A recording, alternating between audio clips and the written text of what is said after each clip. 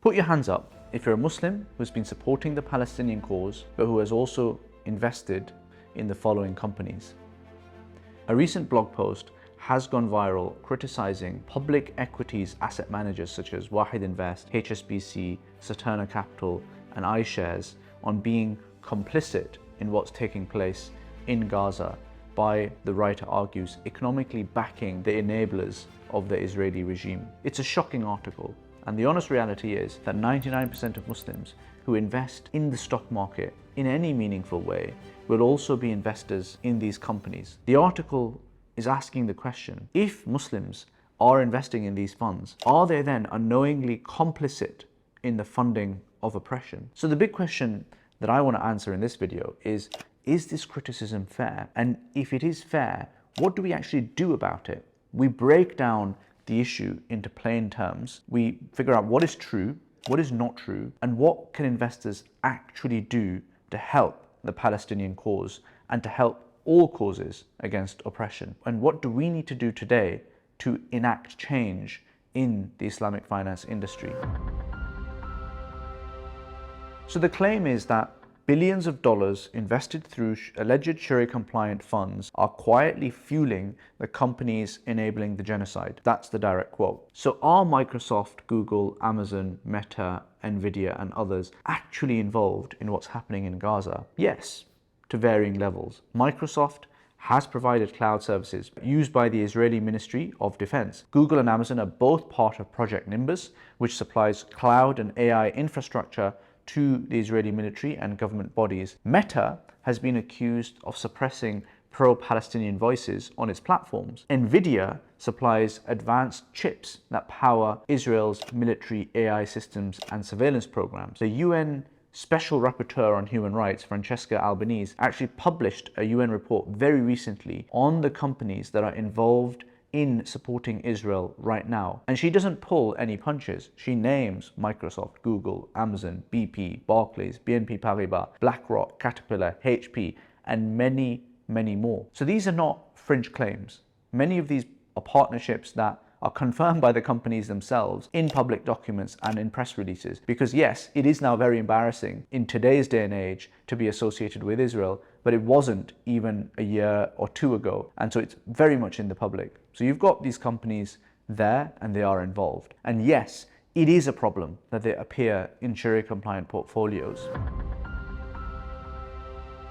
Look, most Islamic investment funds do not pick individual stocks by hand. Instead, they track Islamic equity indices created by third parties. These indices apply financial and business activity screens, so they are removing companies that are involved in interest, alcohol, gambling, pork, and adult entertainment. They also apply filters on things like debt and interest income. And then they look to try and track a particular mainstream market, for example, the US market through the S&P 500. What they don't do, usually, is to screen for ethical or political alignment. That means that a company can provide cloud infrastructure to the Israeli military and still pass the Sharia screen as it has been set up. And as long as it doesn't breach those core financial and sector-based filters, then it's perfectly fine. And that's how companies like Microsoft and Google end up in Islamic portfolios, not because fund managers are actively advocating for them, but because the screening methodology does not consider these types of political or ethical issues. This is a limitation of the system, but it's different from saying Islamic funds are actively choosing to support these companies. And even if they wanted to fix these metrics and these screens and put in additional ethical and BDS screens, the question that I often get asked by these funds is, fine, but which BDS filter should we use? And are they actually reliable filters? Because sometimes you have very conflicting filters. Some people say that, we should boycott or not invest in companies that are actively participating in occupied territories. Other people say that we should boycott companies that are in any way directly or indirectly supporting Israel, which means there's a lot more companies that are associated with that. And then finally, other people say that we shouldn't invest in any companies that are dealing with interest even, and any companies that are even expressing support, never mind transacting with Israel, but even expressing support for Israel. And that means that you basically can't invest in anything at that point. And so you've got this spectrum. The challenge that these investment firms face is that they've got customers from each of these camps. So you're never going to be able to please everyone.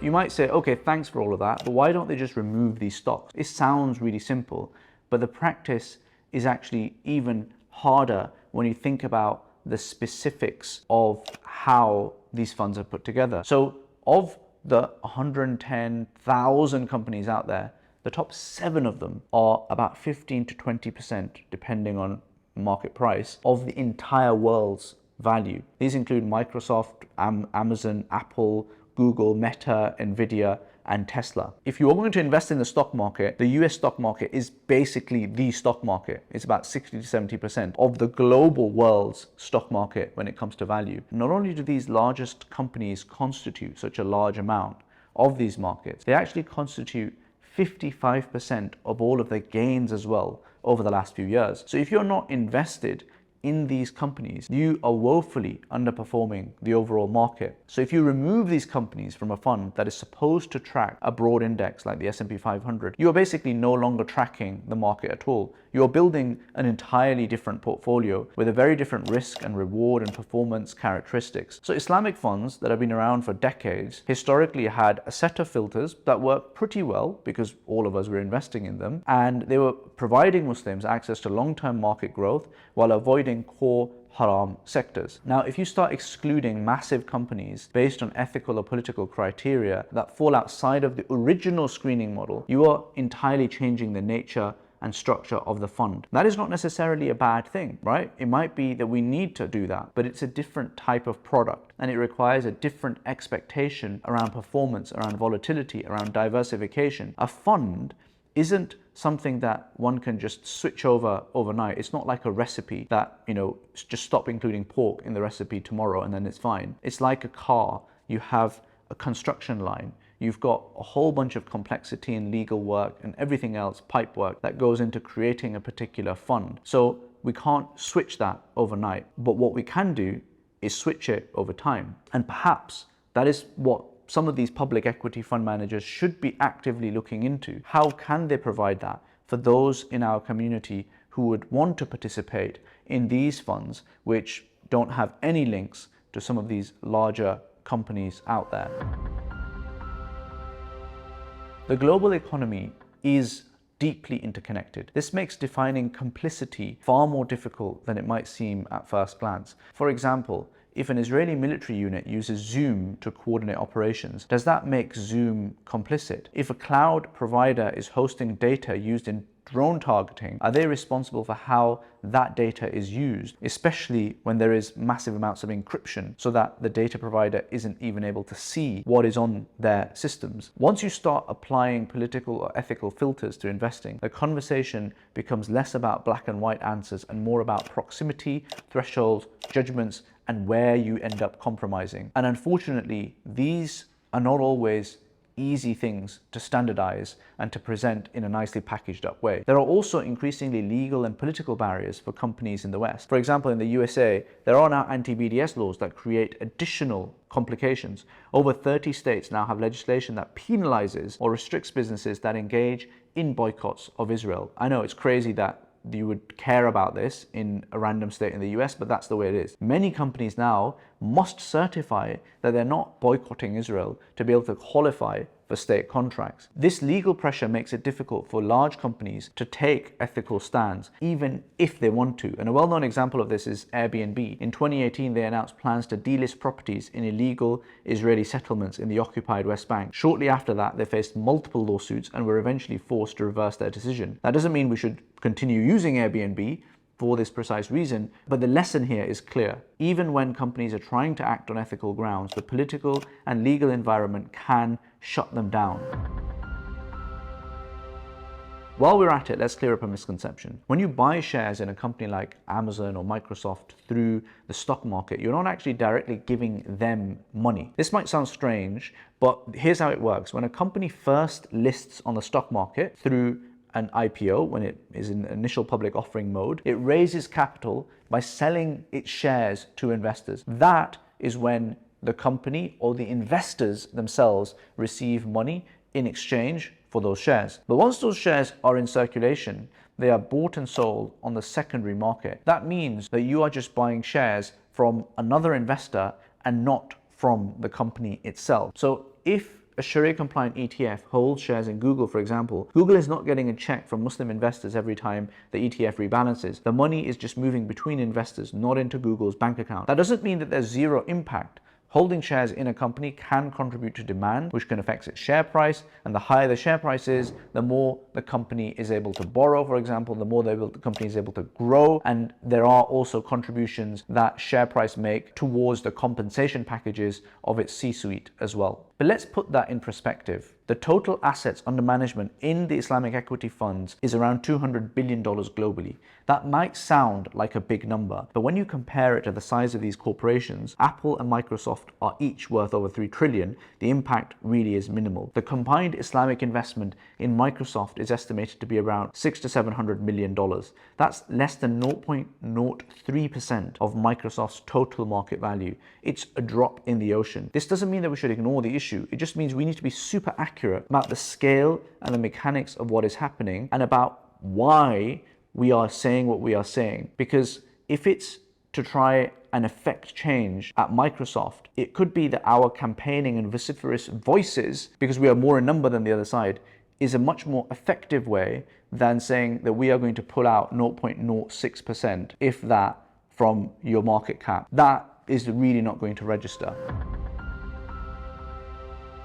There is also a deep irony that you can criticize complicity using a website that is hosted by Amazon, Google, or Microsoft, because that's basically where the entire internet is run off these days, from the data centers of Amazon, Google, or Microsoft.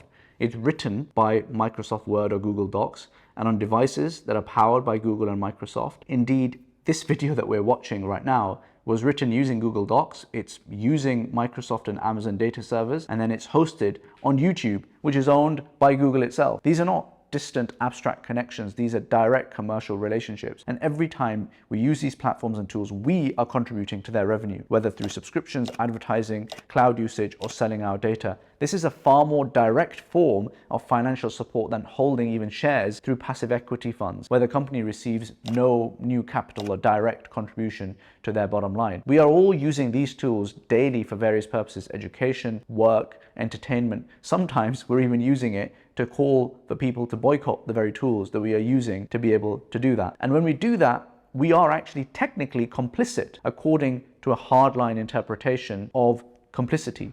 And watching this video right now makes you therefore complicit. And you can see the absurdity of this, and you can see the impossibility of the situation. And let me be very clear, I'm not saying we should give up on boycotts or ethical screening. I mean, people who've been watching this channel know that we were one of the first to be able to call for that. But what it does mean is that we need to approach the issue with clarity. If we take an all or nothing stance on things where any indirect involvement is considered unacceptable, we are going to quickly end up in a place that's completely unfeasible. It's like saying Muslims must avoid riba and concluding the only option is to shut down our bank accounts and live entirely on cash. And even cash is actually issued by banks, so you can't even do that. On paper, that might be a more principled and laudable position. I'm going back to gold coins. In practice, it's not realistic. It's not scalable anymore. And pointing out that Microsoft is part of an overall unethical machine that runs this world is like that moment in the Matrix when you spot the glitch in the system. That same cat appears every time. Someone sincere but misguided may jump on that glitch and say, aha, this is the proof that something nefarious is going on and we must boycott the cat. But that's not true realization. True realization is when you realize the entire thing is a matrix. And the real challenge is to change the entire matrix. And that's what happens when we take a step back. I mean, look, I live in the West, and living in the UK, the USA, or most of the West also comes with unavoidable compromise. Let's be honest, our taxes fund governments that are complicit in the very worst of the actions that we oppose. The honest truth is, governments, more than any of these companies, are really responsible for what is happening. Our taxes and monthly wages, where we are working hard 9 to 5, are more directly contributory to the evil we are talking about than any investments. So the question is, should we leave? Should we stop working? Should we stop paying taxes? If we leave, where do we go? That is a place that is free from similar entanglements. Afghanistan? North Korea? The answer isn't even obvious or easy or even possible for most people. I think our situation could be likened to that of Musa growing up in the palace of Fir'aun. The young, weak children of Israel and the young Musa were not commanded to fight the Pharaoh, but a stronger, wiser, and more resourceful Musa was tasked with that mission. So yes, we must have a plan to eventually end the matrix as a whole, to end the oppression and evil of our pharaonic economic system and be striving in that direction. But for the time being, we may need to just put up with a compromised existence. Am I saying we can do nothing? No, absolutely not. We can do something, and let's get into that. The issues, as I see it, are as follows. Islamic funds are investing in companies Muslims find morally repugnant. It is very difficult for Muslims to invest in a diversified, liquid fashion without ending up having exposure to some of the biggest tech giants. There are basically three solutions that I think we can land on as a Muslim today. First, certain folks will pragmatically accept that Islamic equity funds are doing their best and are a function of the ingredients they have to pick from at their disposal right now. And these people think they should still encourage these fund managers to move over to more ethical funds and get rid of the worst companies at the very least. Next, you've got certain folks who feel more strongly about this, but they still want stock market exposure and they still want US market exposure. So they can use tools that allow you to aggressively screen the BDS listed companies and run your own portfolio. So not use fund managers, either mainstream or Islamic, just use your own portfolios. And we'll talk about how you can do that. And then finally, you've got folks who actually want all of their money to go towards building the long-term solution. They will invest in private markets instead, where you don't have to invest in any compromised company, and you know for a fact that your money isn't going to be going to anything used for unethical means, and your money instead is going to build the future Microsofts and Googles that are untainted by the morally ambiguous or unethical nature of the current Microsofts and Googles. Now, my personal view is I invest almost entirely in private markets. Private markets are like the nursery of the investment world. If we nurture enough completely halal, ethical companies, often run by Muslim founders, at this stage, in this nursery, we can actually grow hundreds more companies over time so that they become large enough to list on the stock market, so that it then becomes possible to run an Islamic public equities portfolio with just those completely halal names in 20 years' time. None of this 30% market to debt to market cap ratio stuff even. These companies are just halal top to bottom, and there's about 200 of them. And so we can actually build a completely halal public equity portfolio. That's the goal. That's how you get out of all of these compromised positions. And it is a long-term game, true. And it is, in the meantime, whilst you're investing in private markets, going to be more illiquid. So it's not as easy to get in and out of. And yes, it's probably going to come with marginally more risk and possibly more reward as well. But if we truly want to stop relying on these compromised giants, we have to replace them with these alternatives. And the only small amount of public equities exposure that I am personally forced to have is through my pension. And we can't really change that just yet because we don't have anything as an alternative at the public equities level. But I appreciate for many other people, public equities will be, even today, a huge portion of their portfolio. They might be older. Most of their investment might well be in SIPs and pensions and 401ks and IRAs. So let's actually unpick some of the proposed solutions more fully so that you can decide which of these paths that you want to go down. So the first option is that we can influence Islamic funds to increase their ethical filters, as I mentioned. As I said, Islamic ETFs and fund managers set up these funds a long time ago, and all of the legal paperwork was done according to those criteria when they set up their fund. For them to now change that is extremely difficult, especially if they are tracker ETFs. Now, my personal view is how we can nudge these Islamic fund managers in the right direction is the following. We should write them an email, not haranguing them and saying you've got blood on your hands, etc., but actually sympathizing with their situation and encouraging them to add new funds to their list that are ethical funds that do screen for egregiously unethical companies. And if the fund manager already has an ethical fund, then we should invest in that immediately. And if you feel strongly about it, then you might even say that I'm actually ultimately, if you don't do it, going to not invest in your funds and I'm going to start running my own portfolio. And that point takes us nicely on to our next solution. So the next option is you can use tools that help you avoid BDS flagged companies. If you want to align your investments more closely with BDS principles, there are tools that can help you do that, but they function differently and they come with their own trade-offs. So you've got people like Zoya that allow you to screen individual stocks for Sharia compliance and also apply additional ethical filters, including those that are related to BDS. This gives you a high level of control over what you invest in. However, it usually does require you building and managing